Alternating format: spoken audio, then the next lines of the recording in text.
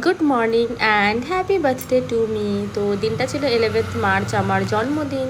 তো জন্মদিন তো কী হয়েছে, অফিস তো যেতেই হবে। এখন আর ছোট নেই, বড় হয়ে গেছি। এর থেকেই বোঝা যায় যে জন্মদিনের দিনও কাজে যেতে হচ্ছে, কতটা বড় হয়ে গেছি আমরা এখন।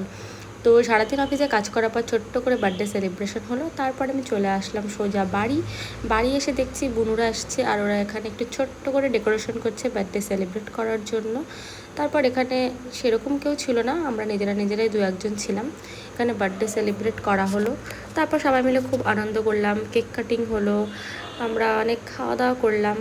আর এইভাবেই কাটলো আমার বার্থডের দিনটা। আর একে দেখো, ও তো আমার থেকে বেশি এক্সাইটেড কেক কাটার জন্য, মনে হচ্ছে ওরই জন্মদিন। যাই হোক, বাচ্চা মানুষ তো, ওরা তো আর বোঝে না, কিন্তু ও সত্যি খুব এক্সাইটেড ছিল। আর জানো তো কী হয়েছে, আমার আগে ওই ফু দিয়ে মোমবাতি নিভিয়ে দিয়েছে, তারপর আবার নতুন করে জ্বালিয়ে তারপরে আমি নিভিয়েছি।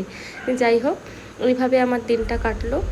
আর এই দেখো, আর রাত হয়ে গেছে দেখে আজকে সবাই এখানে থাকবে। আর ওকে দেখো, ওর মাকে ছাড়া যে আজকে রাতে এখানে থাকবে বা কাটাতে পারবে, এটা তো আমরা মানে একদমই বিশ্বাস করতে পারিনি। মানে কিন্তু ও একদম দুষ্টুমি করেনি, কান্নাকাটিও করেনি, একদম গুড গার্লের মতন সেদিন রাতটা ছিল।